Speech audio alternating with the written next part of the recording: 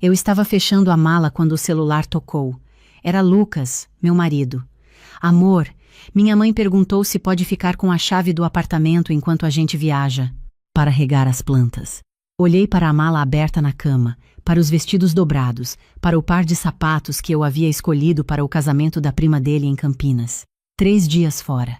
3 dias e minha sogra com a chave da minha casa. Para regar as plantas, repeti.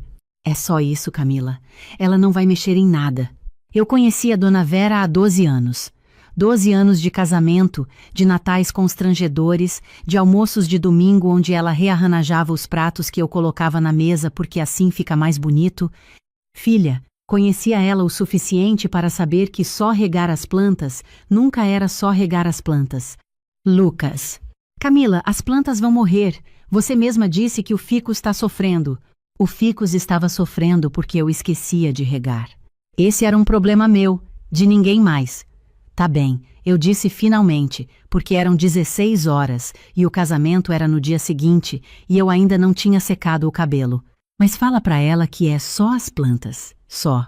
Claro, amor. Desliguei e olhei para Miguel, meu filho de 7 anos, que estava sentado no chão do corredor brincando com os Lego. Ele levantou os olhos para mim com aquela expressão que todas as crianças têm quando percebem que a mãe está preocupada, mas não entendem bem o porquê. Vovó Vera vai vir aqui? Ele perguntou. Só para regar as plantas enquanto a gente viaja. Ele fez uma careta pequena. Crianças percebem mais do que a gente imagina. Viajamos na sexta à tarde. O casamento foi lindo, cheio de gente alegre, de música ao vivo e bolo de 3 andares. Lucas dançou comigo até meia-noite, e eu quase esqueci que minha sogra estava na minha casa com a minha chave. Quase. Na segunda-feira de manhã, enquanto o carro engolia a rodovia de volta para São Paulo, eu estava recostada no banco do passageiro com o pé na janela, ouvindo o barulho do vento, deixando o sol do início da manhã me aquecer o rosto. Miguel dormia no banco de trás abraçado à mochilinha dele. Era um daqueles momentos raros de paz que você tenta guardar dentro do peito como se fosse possível conservá-los. Lucas estava quieto, dirigindo com uma das mãos no volante. Depois de um tempo ele disse: minha mãe mandou mensagem mais cedo. Disse que deu uma organizada no apartamento enquanto a gente estava fora. Eu abri os olhos devagar. Que tipo de organizada? Não especificou. Sentei mais ereta no banco. Lucas. Camila, relaxa. Deve ter sido só arrumar a cozinha, essas coisas. Eu não precisava de ninguém para arrumar a minha cozinha.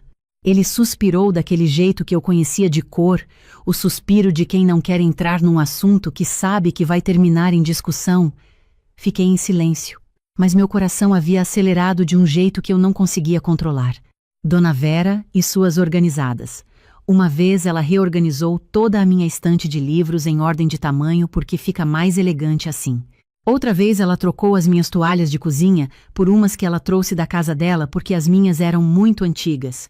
Ela sempre agia com a certeza absoluta de quem acredita genuinamente que está ajudando.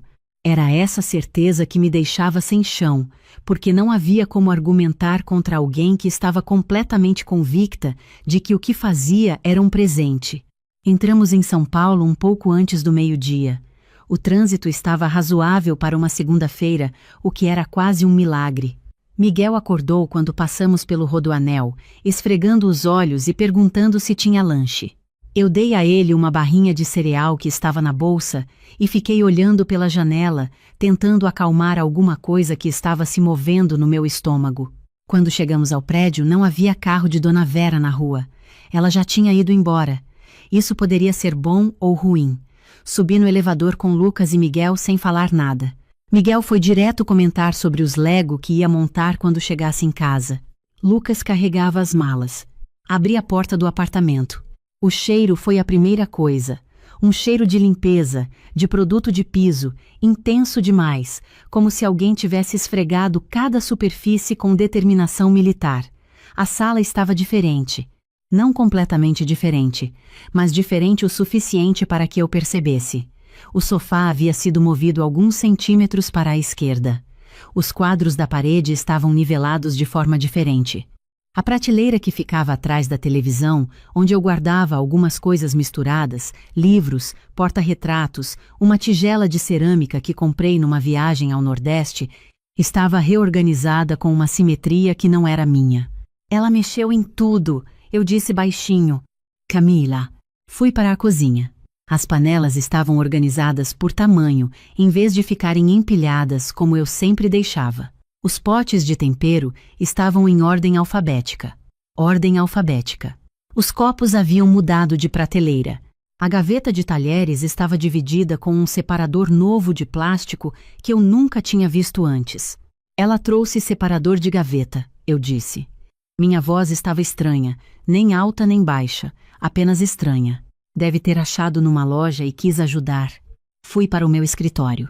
Esse era o quarto que eu mais temia.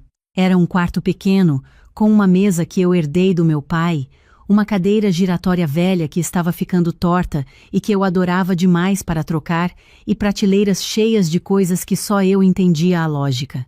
Arquivos de trabalho, livros de referência, caixas com documentos, e no canto da prateleira mais baixa, parcialmente escondida por uma pilha de revistas, havia uma caixa de sapatos antiga forrada com fita adesiva marrom. Entrei no escritório. A mesa estava diferente.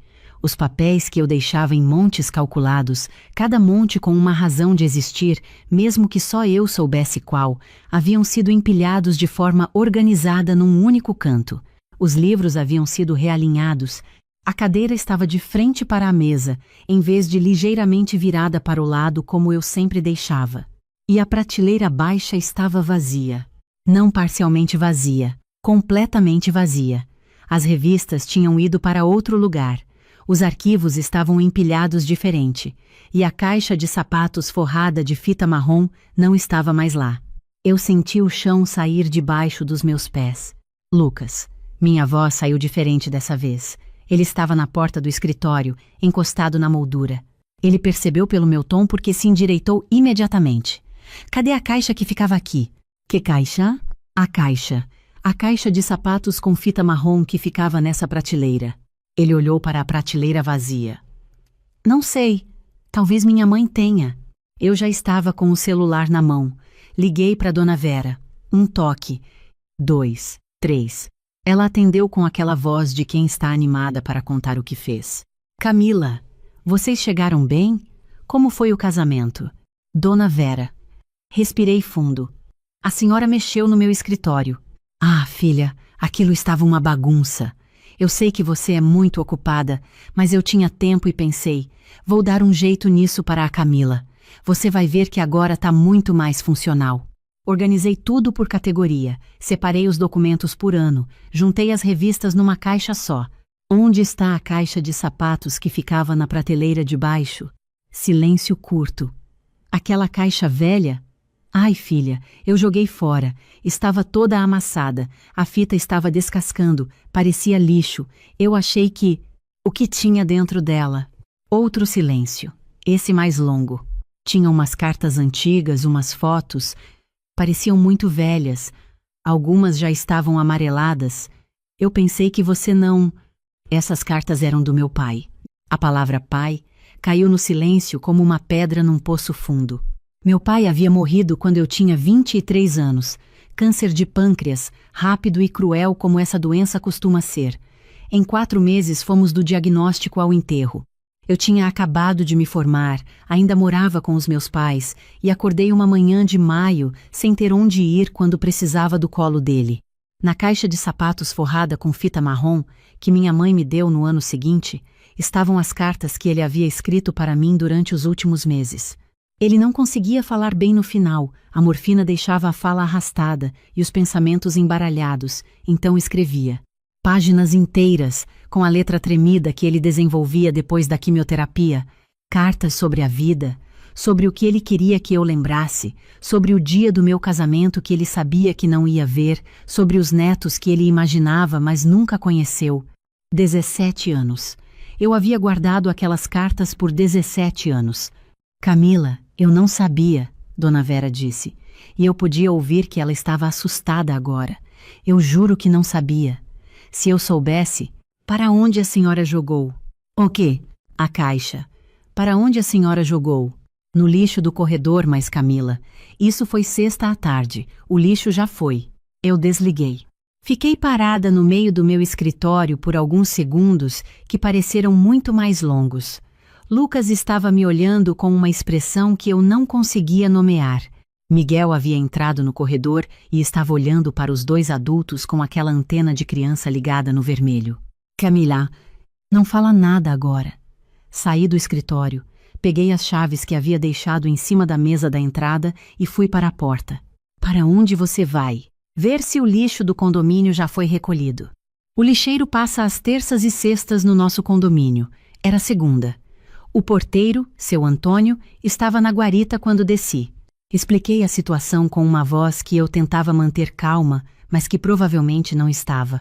Ele me olhou com compaixão e disse que o container do corredor havia sido esvaziado para a caçamba grande na sexta à noite, quando eu já estava viajando.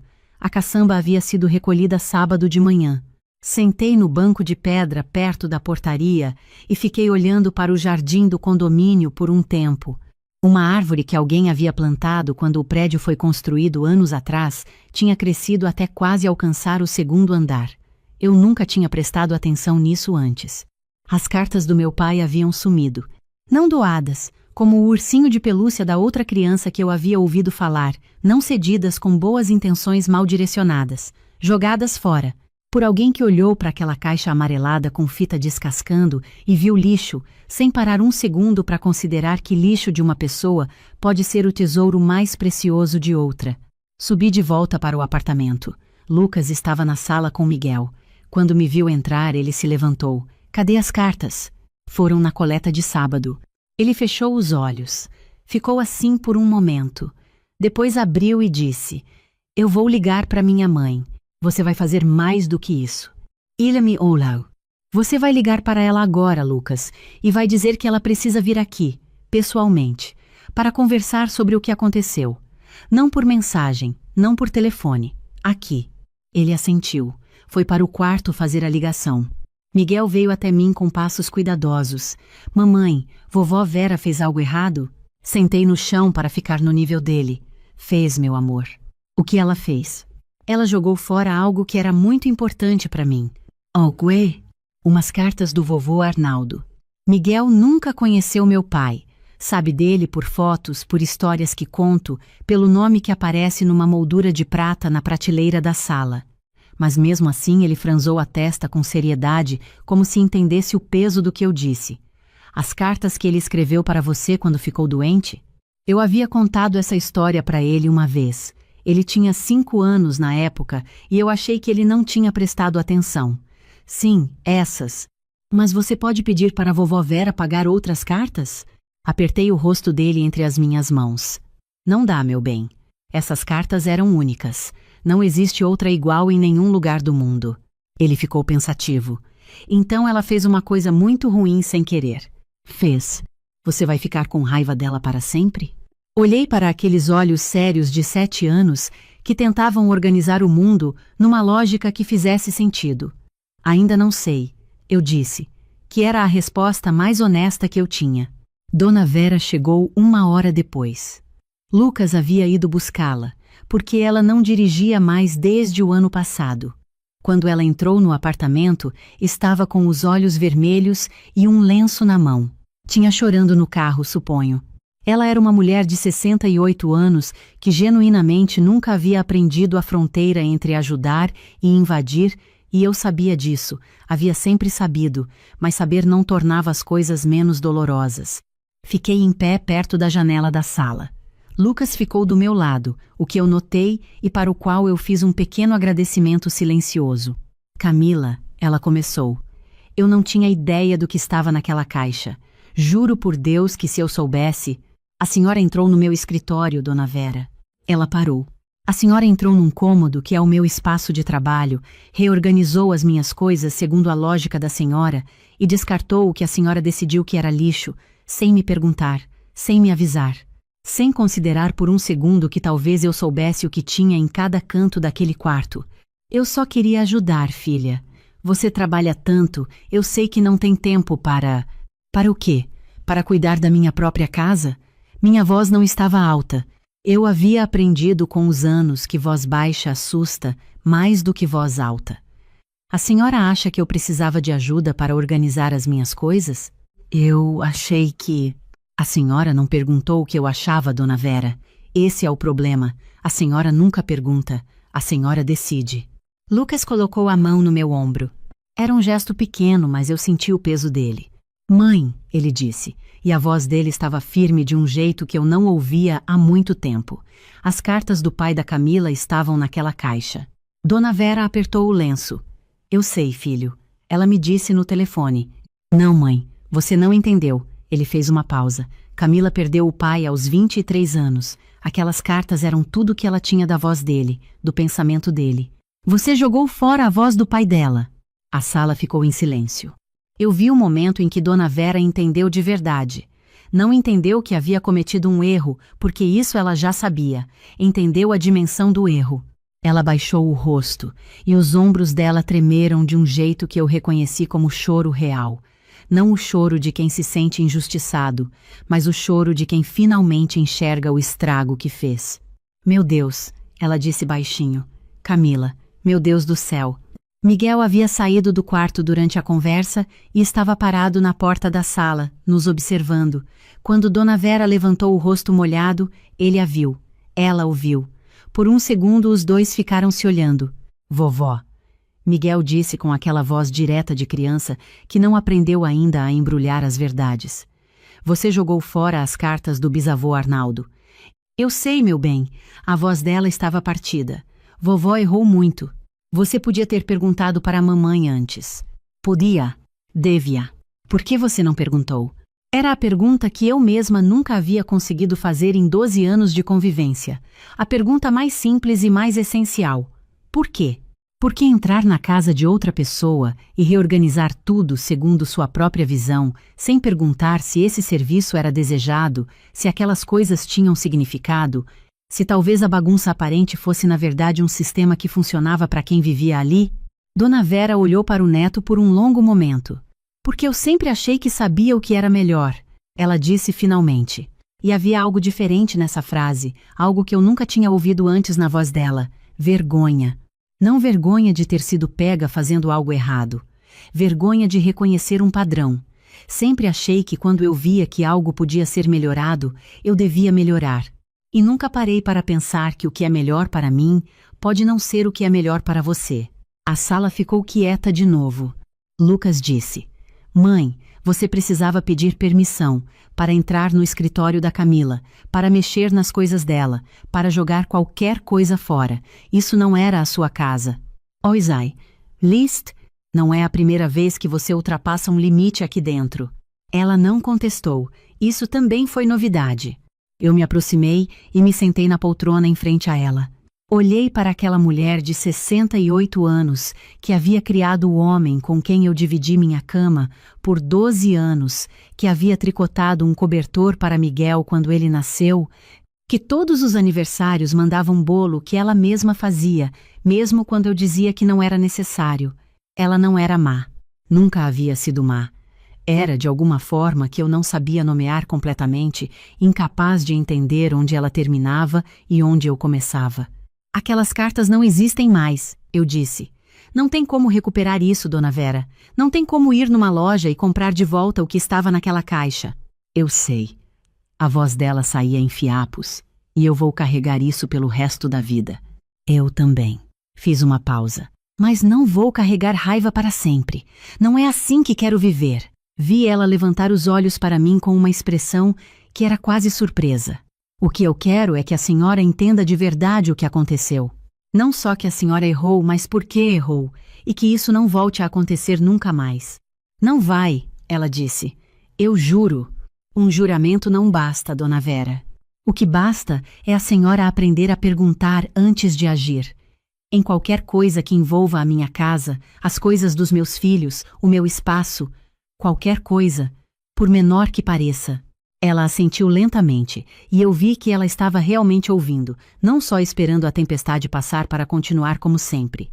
Lucas então disse a coisa que eu precisava que ele dissesse.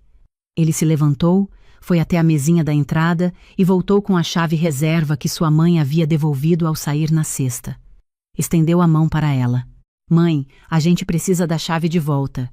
Ela olhou para a chave na mão do filho, depois para mim, depois para a chave de novo.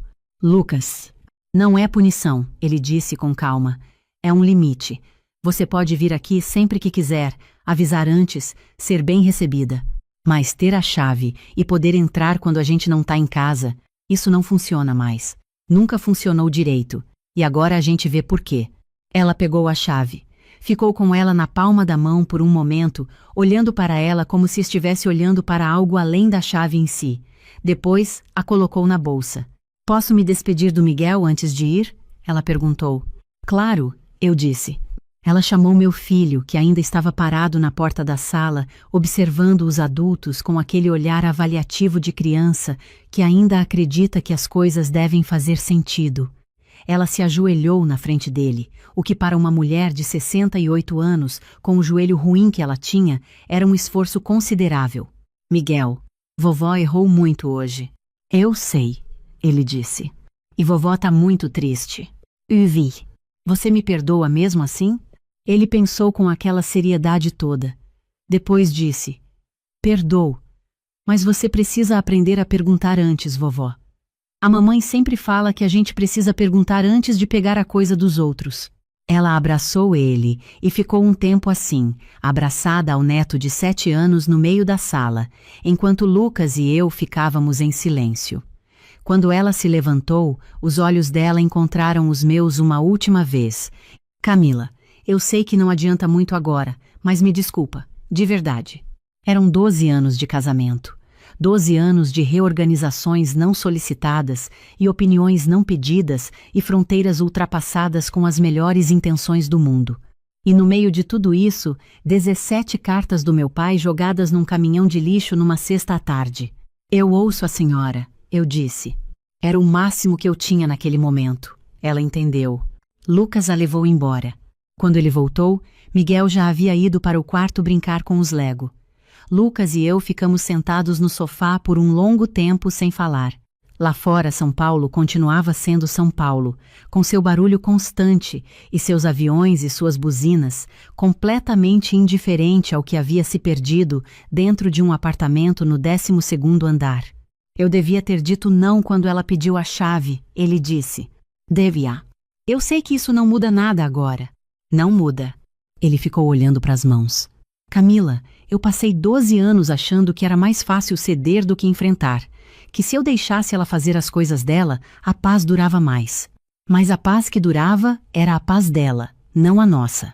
Eu não disse nada porque ele estava certo, e às vezes, quando alguém está completamente certo, a coisa mais honesta que se pode fazer é deixar o silêncio confirmar. Isso não acontece mais, ele disse. Não do jeito que eu me comportei até agora. Você e Miguel vêm primeiro. E os limites que a gente coloca aqui dentro são os limites que valem, não os que são convenientes para minha mãe. Obrigada por ter dito isso hoje na frente dela. Devia ter dito antes. Devia, mas disse hoje. Isso também conta. Naquela noite, depois que Miguel dormiu, eu fiquei sentada no meu escritório reorganizado. Olhei para as prateleiras arrumadas de um jeito que não era meu, para os papéis empilhados na ordem errada, para a prateleira baixa vazia onde a caixa havia ficado por anos. Havia uma mancha mais clara no fundo da prateleira, um retângulo de madeira menos desbotado que o resto, onde a caixa protegia o verniz da luz. Passei o dedo por aquele retângulo. Meu pai havia se chamado Arnaldo, tinha mãos grandes e um riso fácil, e sabia o nome de todas as estrelas que conseguia enxergar do quintal da casa onde eu cresci. Na última carta que ele havia me escrito, 2 semanas antes de morrer, ele havia dito: Você vai ser uma mulher que sabe o que quer, minha filha. Isso vai incomodar algumas pessoas. Deixa incomodar. O mundo precisa de mulheres que sabem o que querem. Eu me lembrava dessa frase de cor. E de mais algumas frases, aquelas que eu havia lido tantas vezes que gravei sem querer. Mas havia partes das cartas que eu não lembrava, partes que eu havia deixado guardadas na caixa para reler nos dias mais difíceis, como se ter aquelas palavras ali disponíveis fosse um tipo de seguro contra o desamparo. Essas partes eu havia perdido. Fiquei com isso por um tempo, a perda real das palavras que eu não sabia de cor. Depois peguei um caderno que estava na gaveta, um caderno novo que eu usava para anotações de trabalho, e escrevi no topo da primeira página, o que eu lembro do meu pai. E comecei a escrever. Não as cartas, porque essas eu não tinha como recuperar, mas as memórias. A voz dele. O jeito que ele segurava o volante com os 2 polegares para cima quando estava de bom humor. O cheiro de café que precedia cada manhã na casa da minha infância. As frases que eu ainda carregava de cor, as histórias que ele contava, os conselhos que ele dava sem nunca chamar de conselho. Escrevi por quase 2 horas. No fim, o caderno não substituía as cartas. Nada ia substituir as cartas. Mas havia alguma coisa naquele ato de escrever que era diferente da dor paralisante que eu havia sentido ao descobrir a caixa vazia. Era uma dor que se movia, que transformava, que fazia alguma coisa com o que havia perdido. Na semana seguinte chamei um chaveiro, troquei a fechadura principal e a fechadura do escritório. Não disse nada para Dona Vera sobre a fechadura do escritório especificamente, mas ela soube, porque Lucas contou, e ela não disse nada. Talvez porque entendesse que aquele era o cômodo onde a coisa mais irreparável havia acontecido. Talvez porque estivesse aprendendo, devagar, que entender é diferente de concordar, e que respeitar o espaço de alguém não exige que você ache que a pessoa está certa, exige apenas que você reconheça que o espaço é dela. 3 semanas depois, Dona Vera nos visitou num domingo. Ela havia avisado com 2 dias de antecedência, o que era novidade. Trouxe um bolo de laranja que era o preferido de Miguel e uma revista de decoração que ela havia cortado para mostrar para mim, acho que por associação inconsciente com o que havia feito no escritório, mas que ela rapidamente recolheu quando percebeu e disse: "Esquece, foi bobagem minha." Ficamos na sala conversando enquanto Miguel comia o bolo e nos olhava alternadamente, calibrando a atmosfera com aquele radar de criança que nunca desliga.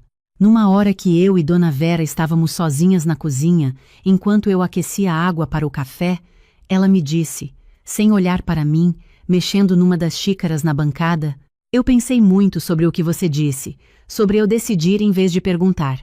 Fez uma pausa. Minha mãe era assim. Ela decidia tudo por todo mundo e a gente achou que era amor porque era o único amor que ela sabia dar. Acho que aprendi errado. Eu ouvi isso e não disse nada por um momento. "Dá para aprender diferente", eu disse depois. "Com 68 anos?" "Com qualquer idade." Ela me olhou de lado. Havia algo naquele olhar que era diferente dos olhares que ela me dava havia 12 anos, algo que era mais parecido com respeito do que com tolerância. "Você é uma mulher difícil, Camila." "En tout l'avant." O meu filho precisava de uma mulher difícil. Não era um elogio exatamente, mas era mais do que ela havia me dado em 12 anos, então eu aceitei. Faz 4 meses desde aquele domingo de volta de Campinas. Dona Vera nunca mais entrou na minha casa sem avisar, nunca mais reorganizou nada sem perguntar. Uma vez ela estava ajudando a guardar a louça depois do jantar e parou no meio do processo para dizer: "Onde você quer que eu coloque esses pratos?" Como se aquela pergunta simples fosse um exercício que ela estava praticando. E de certo modo era. As cartas do meu pai não voltaram. Nunca vão voltar. Há uma perda que eu carrego que tem o formato exato daquela caixa de sapatos forrada de fita marrom e acho que sempre vou carregar. Mas o caderno onde comecei a escrever as memórias dele está quase na metade agora. Miguel às vezes senta do meu lado quando estou escrevendo e me pede para contar sobre o bisavô que ele não conheceu, e eu conto. Conto sobre as estrelas e o café e as mãos grandes e o riso fácil. Conto sobre o homem que escreveu para a filha quando não conseguia mais falar, porque queria que ela soubesse o que ele pensava antes que o pensamento fosse embora junto com ele. "Vovô Arnaldo era legal?" Miguel me perguntou uma vez. "Era o melhor", eu disse. "Você sente saudade dele todo dia?" "Todo dia." "Então ele ainda está aqui de algum jeito." Eu olhei para aquele menino de 7 anos que havia dito, com a simplicidade absoluta de quem ainda não aprendeu que as coisas complicadas precisam de palavras complicadas, exatamente o que eu precisava ouvir. "Tá", eu disse. "De algum jeito, tá."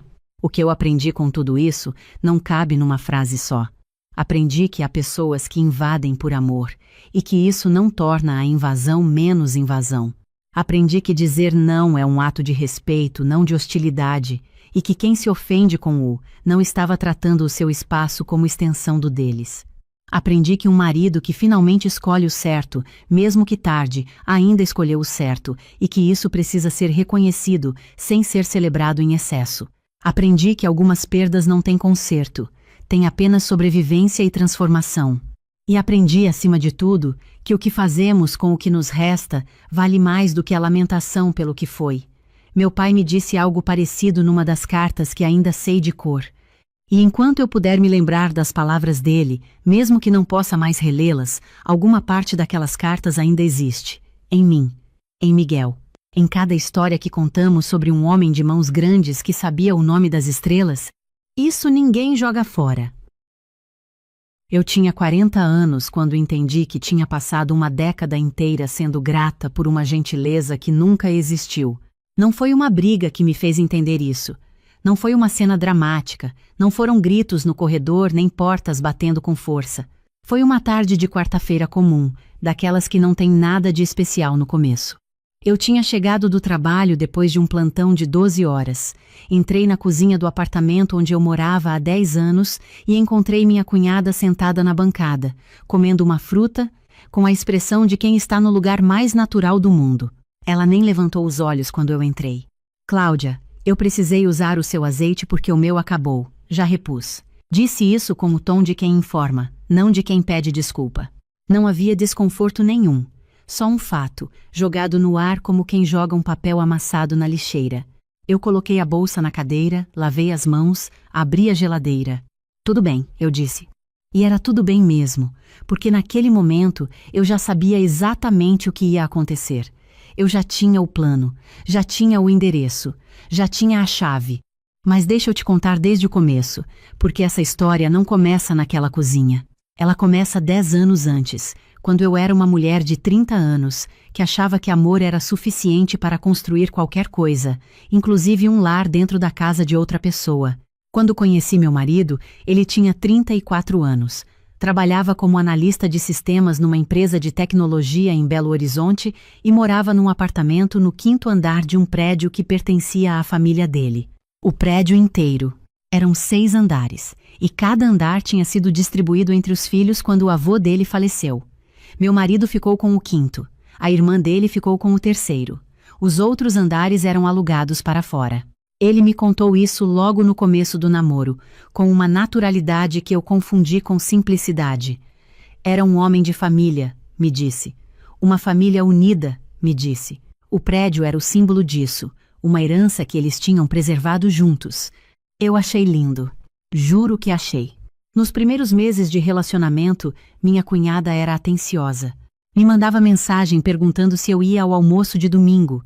Me incluía nas conversas de família como se eu já fizesse parte. Uma vez me deu de presente um livro que ela sabia que eu queria ler, disse que tinha visto numa livraria e lembrado de mim. Eu guardei esse livro por anos. Achava que ele representava alguma coisa. Quando casamos, a decisão de morar no apartamento do 5º andar foi apresentada como óbvia. Fica lá em cima esperando vocês, meu marido disse. Seria um desperdício alugar enquanto a gente não compra o que a gente quer. Fazia sentido. Eu era enfermeira num hospital público. Ele tinha um salário bom, mas não extraordinário. Juntar dinheiro antes de comprar algo maior parecia responsável. O que eu não avaliei direito era o que significava morar no mesmo prédio que minha cunhada, separados apenas por 2 andares e um elevador. Nos primeiros meses, ela subia quase todo dia. Às vezes com uma desculpa concreta, uma panela que precisava pegar, um pacote que tinha chegado para ela no nosso andar por engano, uma informação sobre o condomínio. Outras vezes, sem desculpa nenhuma, só batia, entrava, ficava um tempo e ia embora. Meu marido achava normal. É a gente, Cláudia. A gente é assim. Eu tentei gostar daquilo. Tentei encarar como família. Mas família tem limite. Ou deveria ter. Com o tempo, a presença dela foi ganhando uma qualidade diferente. Ela começou a opinar sobre a decoração do apartamento, que ela achava sem personalidade. Sobre a forma como eu organizava a despensa, que ela reorganizava quando vinha pegar alguma coisa emprestada. Sobre o meu trabalho, que ela chamava de pesado demais para quem quer ter qualidade de vida. Sobre o nosso fim de semana, que ela sentia falta de nos ver mais. Sobre mim. Uma vez eu tinha comprado uma luminária nova para a sala, algo que eu tinha escolhido com cuidado, que combinava com o tapete que eu tinha trazido da casa da minha mãe quando ela se mudou para um apartamento menor. Quando minha cunhada subiu naquele fim de semana, parou na entrada da sala, olhou para a luminária e disse: "Mas ficou estranha aqui. Esse espaço pede algo mais limpo, mais minimalista. Essa luminária é pesada demais para o ambiente." Meu marido olhou para a luminária, depois para ela, depois para mim. Eu também acho um pouco carregado, ele disse. Guardei a luminária no armário do quarto. Guardei também alguma coisa dentro do peito, uma mágoa pequena, do tamanho de um caroço, que eu não reconheci na hora como o início de uma coleção. Os anos foram passando, eu cresci na carreira, me especializei em terapia intensiva, fui promovida a coordenadora de enfermagem no hospital, o meu salário foi subindo. E eu, que tinha aprendido desde cedo com a minha mãe que mulher precisa ter a sua própria reserva, fui guardando. Todo mês, depois de pagar a minha parte das contas do apartamento, eu separava uma quantia que ia direto para uma conta de investimentos que só eu acessava. Meu marido sabia que eu poupava, mas nunca perguntou quanto. E eu nunca contei. Não era segredo exatamente.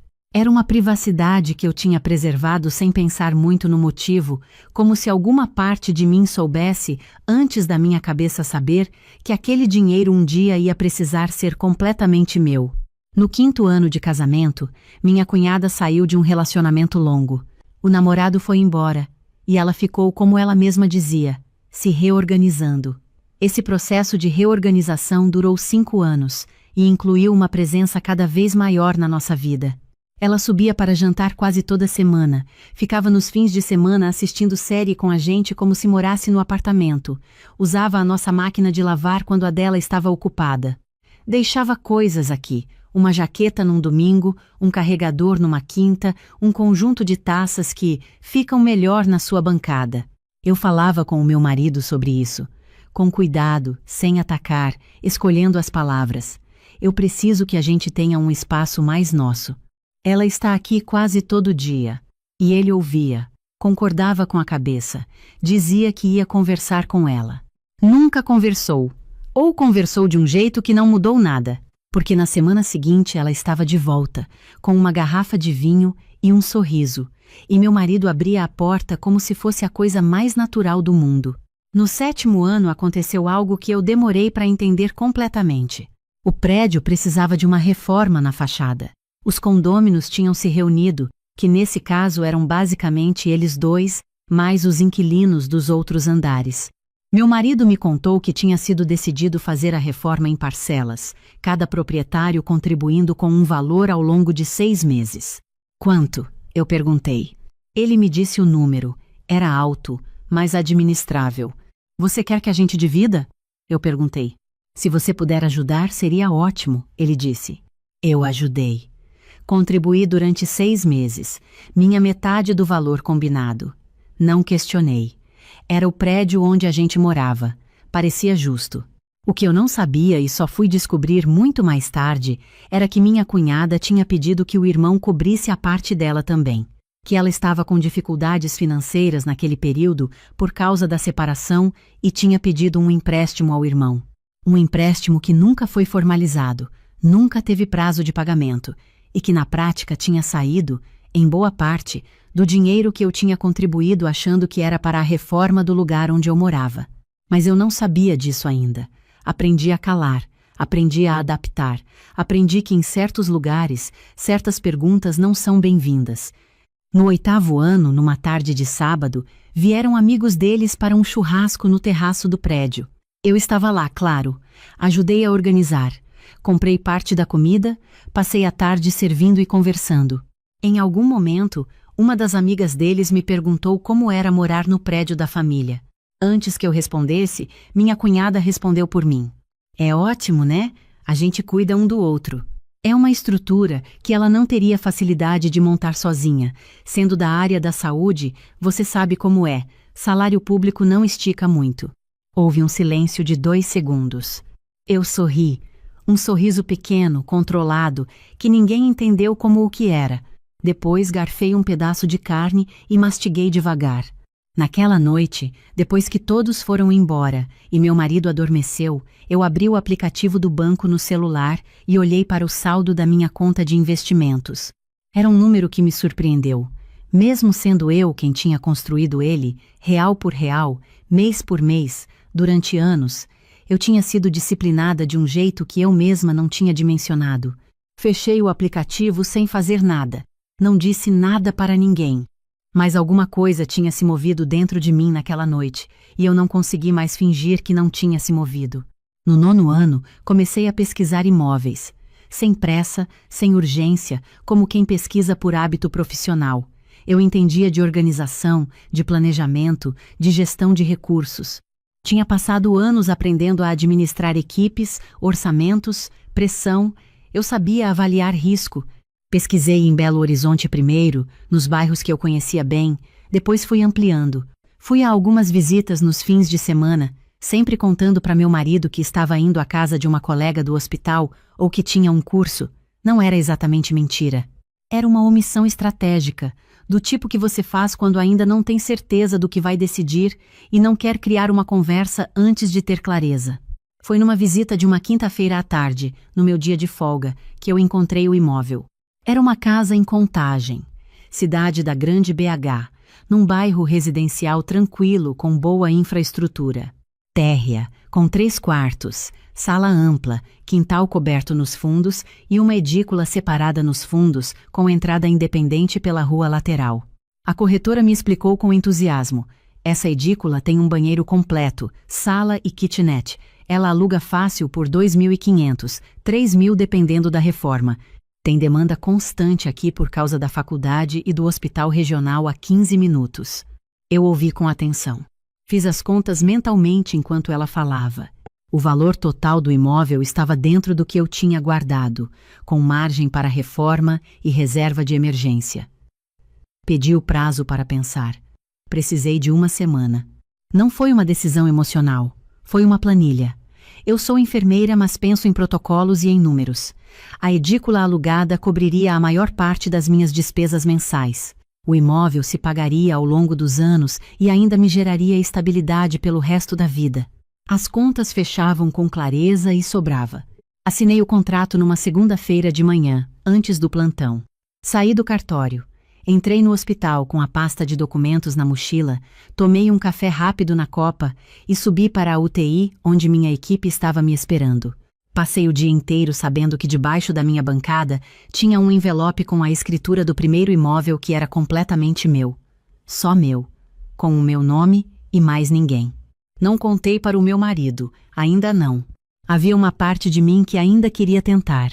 Uma parte que acreditava que talvez, com uma conversa honesta, com o imóvel como argumento concreto, a gente pudesse finalmente sair do prédio da família e construir algo que fosse só nosso.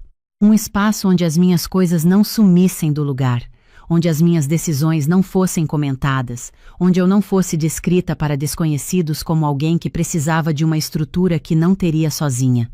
Voltei para casa naquela noite como se nada tivesse acontecido. Minha cunhada estava no apartamento, sentada no sofá com meu marido, os dois assistindo a um programa que eu nem conhecia. Ela tinha trazido salgados. Havia uma caixa aberta na mesa de centro. Cláudia, chega aí, a gente estava te esperando. Eu me sentei. Comi um salgado. Assisti ao programa por 40 minutos. Na semana seguinte aconteceu a cena do azeite. Ela entrou, usou o meu azeite, informou como quem informa, foi embora. E naquela noite, depois que a casa ficou quieta, eu fui até onde meu marido estava lendo no quarto, sentei na beira da cama e disse com calma: "Você sabe que sua irmã entra aqui quase todo dia? Usa nossas coisas, opina nas nossas decisões, estava aqui ontem, anteontem e na quinta passada?" Ele baixou o livro, me olhou. "Ela está passando por um momento difícil, Cláudia. Você sabe disso. Ela está passando por um momento difícil há 5 anos. Família é assim, a gente está junto." Respirei fundo antes de continuar. "Eu preciso te perguntar uma coisa. Aquela reforma da fachada, 3 anos atrás, eu contribuí com minha metade durante 6 meses. Você usou esse dinheiro para cobrir a parte dela também?"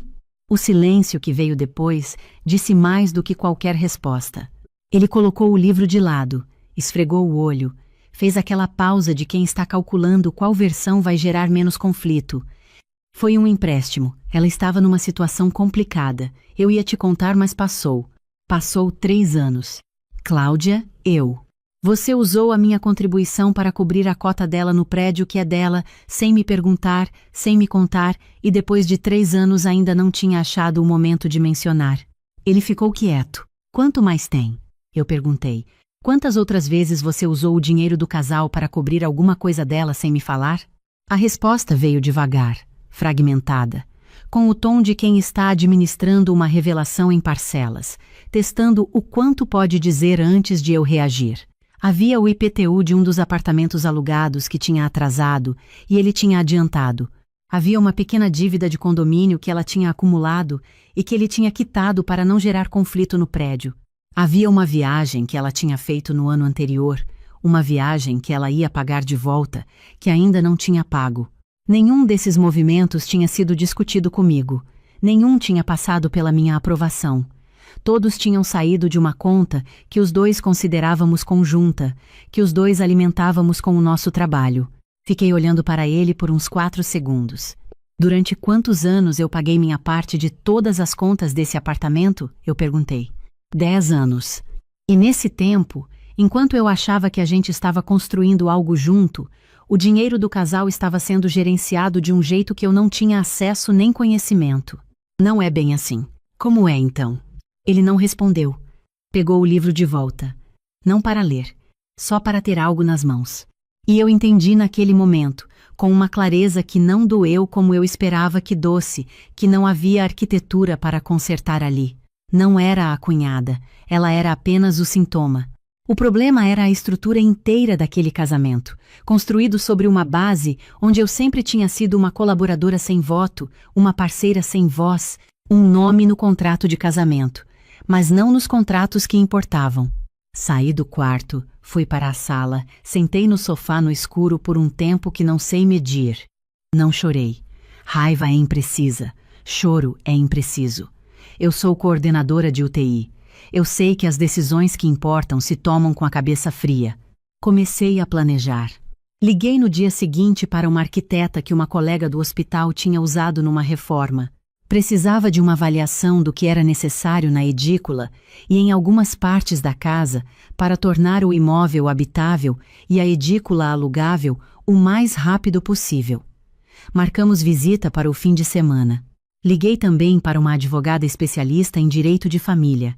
Queria entender com exatidão o que era meu, o que era comum, o que eu precisava proteger antes de qualquer movimento mais definitivo. A conversa durou 1h30 e me deixou com o mapa completo do terreno.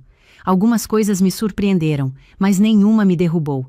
Eu sabia fazer conta, eu sabia onde eu estava. Durante as semanas seguintes, mantive a minha rotina com uma normalidade que exigiu esforço no começo e foi ficando mais fácil conforme o plano ia tomando forma. Acordava, tomava café, ia para o hospital, voltava, jantava, dormia. Minha cunhada continuou subindo, meu marido continuou abrindo a porta. Eu continuava sorrindo com o sorriso que nenhum dos dois entendia. A reforma da casa avançou nas minhas folgas e nos dias em que eu fingia ter compromisso de trabalho. A arquiteta era eficiente e discreta. A edícula recebeu pintura nova, o banheiro foi atualizado, a kitchenette ganhou uma pia nova e um piso novo. A casa principal precisava de pouca coisa. Uma mão de tinta em 2 cômodos, um reparo hidráulico no banheiro do fundo, a cozinha com alguns ajustes pontuais. Em paralelo, fui tirando as minhas coisas do apartamento aos poucos. Não de uma vez, não de forma que chamasse atenção. Toda semana levava uma sacola para o meu carro quando saía para o trabalho. Documentos primeiro, depois itens sentimentais, depois roupas de fora de temporada, depois aos poucos o restante. Meu marido não percebeu. Ou percebeu e preferiu não perguntar. Nunca vou saber com certeza. Uma sexta-feira à tarde, a arquiteta me mandou mensagem. Pronto, pode entrar quando quiser. Fui lá naquele mesmo dia depois do plantão. Estacionei na rua lateral, entrei pelo portão principal, caminhei pelo quintal. A tarde estava acabando, e a luz entrava diagonal pelo quintal coberto. Abri a porta da casa com a minha chave, andei por cada cômodo. O cheiro era de tinta nova e de silêncio limpo. Fui até a janela da sala e fiquei parada por um tempo olhando para o quintal. Chorei um pouco. Não de tristeza. De uma coisa que levou um tempo para eu identificar como alívio. Voltei para o apartamento naquela noite. Jantamos os três. Minha cunhada tinha ficado para o jantar. Ela falou sobre uma viagem que estava planejando. Meu marido perguntou detalhes. Eu servi o meu prato. Comi, lavei o meu copo quando terminei. No sábado seguinte, o caminhão chegou às 8 da manhã. Eu tinha contratado uma empresa de mudança pequena, indicada por uma colega. Combinamos tudo por mensagem nas semanas anteriores. Eles sabiam exatamente o que levar. Eu tinha feito uma lista detalhada com descrições e localizações de cada item. Os móveis do quarto que eu tinha comprado e que tinham nota fiscal no meu nome, os eletrodomésticos que eu tinha adquirido ao longo do casamento, os utensílios de cozinha, a minha estante de livros, as plantas que eu tinha cuidado por anos no parapeito da janela, a luminária que eu tinha guardado no armário há 5 anos esperando um lugar onde ela pudesse ficar. Meu marido tinha saído cedo, como fazia toda semana para jogar futebol com os amigos. Minha cunhada normalmente subia nos sábados depois das 10. Às 9h30, quando o caminhão estava quase carregado, ouvi o elevador. Ela entrou pela porta que eu tinha deixado aberta para facilitar a passagem dos rapazes com as caixas, ficou parada na entrada da sala, olhou para o apartamento quase vazio, olhou para os rapazes carregando a última poltrona, olhou para mim. O que está acontecendo aqui? Estou indo embora, eu disse. Simples, sem drama, sem elevação de voz. Indo embora para onde? O que você fez? Você não podia simplesmente... Ela parou. Olhou de novo para o espaço, para as marcas na parede onde os quadros tinham ficado, para o parapeito da janela sem plantas. Você vendeu as coisas? Não vendi. Levei. São minhas. Ela pegou o telefone. Ligou para o meu marido. Eu ouvi ela explicando, a voz subindo de tom conforme a realidade foi ficando mais clara para ela. Os rapazes terminaram de carregar. Eu fiz uma última volta pelo apartamento. O quarto estava quase vazio. O que tinha ficado eram as peças que eram do apartamento desde antes. Uma cômoda antiga que tinha vindo com o imóvel, a estrutura da cama que nunca foi minha, as marcas na parede. Desci a escada com a minha bolsa no ombro. Ela estava na porta com o telefone ainda na mão. Cláudia, você não pode fazer isso assim. A gente precisa conversar.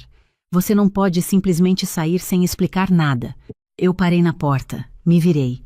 Durante 10 anos eu paguei a minha parte de todas as contas desse apartamento. Todo mês, sem faltar. Você não sabia disso.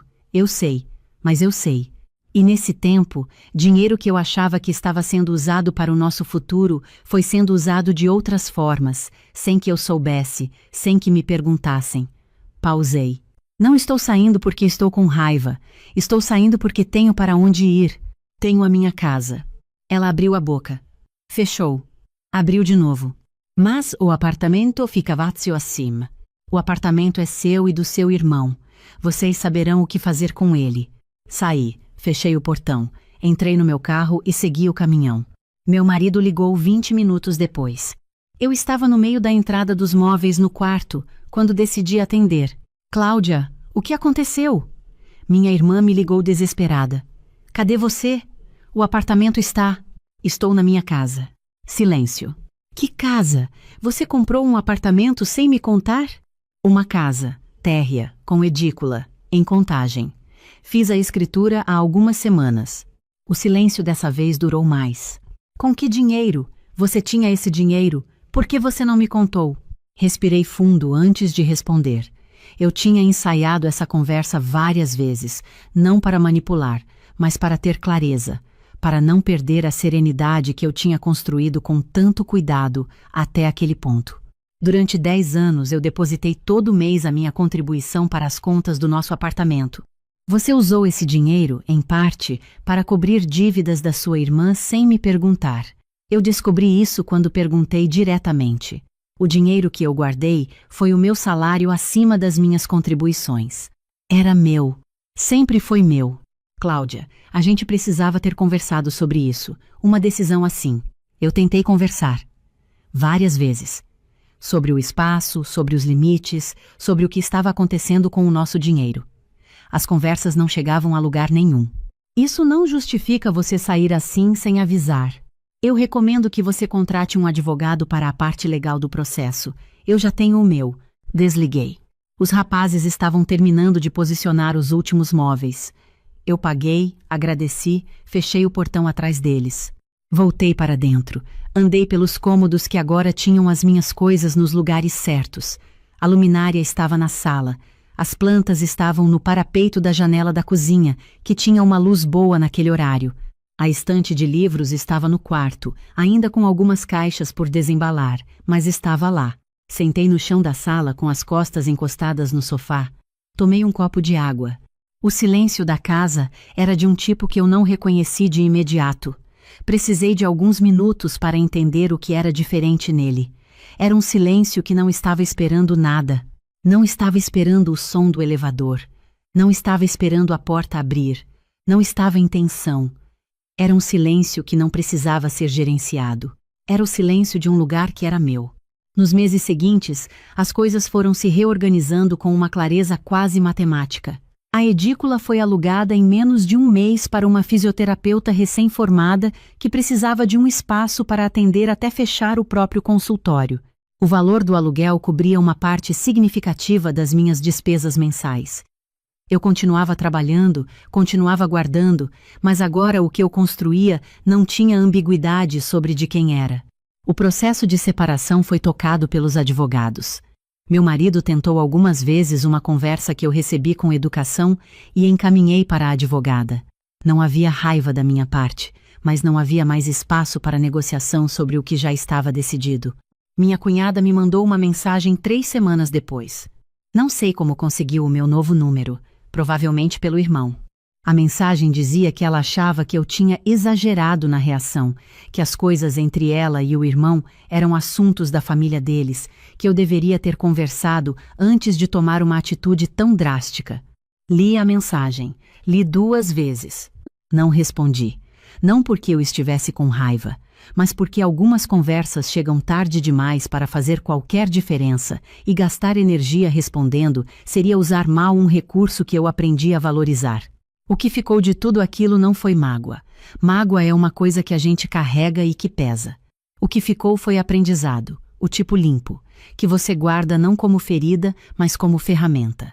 Aprendi que generosidade sem consciência vira invisibilidade, que você pode contribuir com tudo que tem, com tempo, com dinheiro, com paciência, com anos da sua vida, e ainda assim ser descrita para desconhecidos como alguém que precisa de uma estrutura que não teria sozinha, como se aquilo que você construiu com as próprias mãos não contasse porque não estava no nome de um imóvel que não era seu.